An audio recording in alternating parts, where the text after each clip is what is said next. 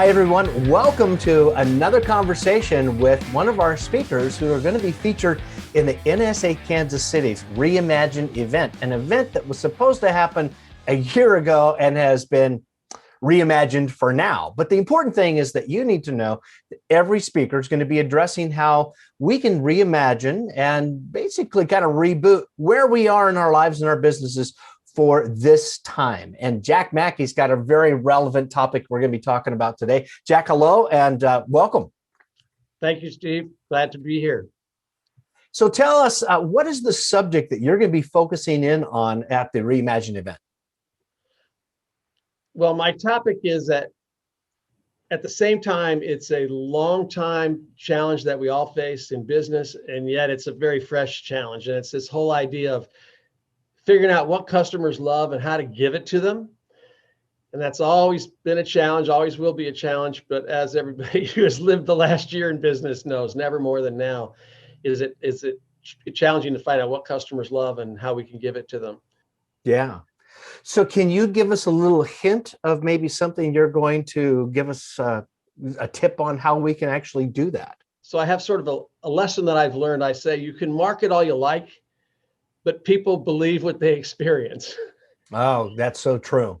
Yeah, that is so true. And businesses are always accommodating me. You all remember a couple of years ago when an unnamed airline who has the saying, fly the friendly skies, dragged a paid customer off the phone, kicking and screaming.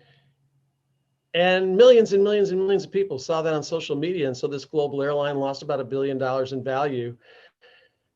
You can say friendly skies all you like, but just one little picture of dragging me off the airline, screaming and kicking kind of changes everybody's That's reaction. really true. That's so true, because I think a lot of companies, especially leaders in those companies, forget that those little moments are not about the public relations side of things. They're the real customer service, the customer experience thing that eventually implodes into a public relations issue. And if they just done the right thing in the beginning, they get better PR. Right. And things have changed so much about the relationships between customers and employees in their companies. And, we a lot of times refer correctly to employees as internal customers or team members. And to me, it just seems the evolution is just stark. Back when I was first having to make buying decisions as an adult, I remember the expression was, let the buyer beware. Yes. Nothing about what customers love. It was let the buyer beware. Don't trust anybody. And then over time, the power shifted from the sellers who could take advantage of you to the buyers who had access through the internet and everything, knew what was going on. So then it was the customer is always right. But the customer is always right was meaning when things went wrong, you'd accommodate the customer. And now finally, we're getting to this point where people realize, you know what? The customer comes first. The customer has to come first, not just fix things when they go wrong, but the whole plan ought to be, how can we make this experience one that helps the client succeed, is very easy and effortless to do business with us. And the extra cherry on top is those companies that have figured out, how can we actually make it enjoyable? Those are the companies that become famous, the Southwest Airlines, the Amazons, the Apples, USAA Insurance. There's just a handful of companies.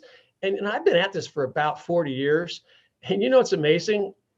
That handful of companies continues to be the handful of companies, which says it's quite a challenge to create loyalty-inspiring experiences.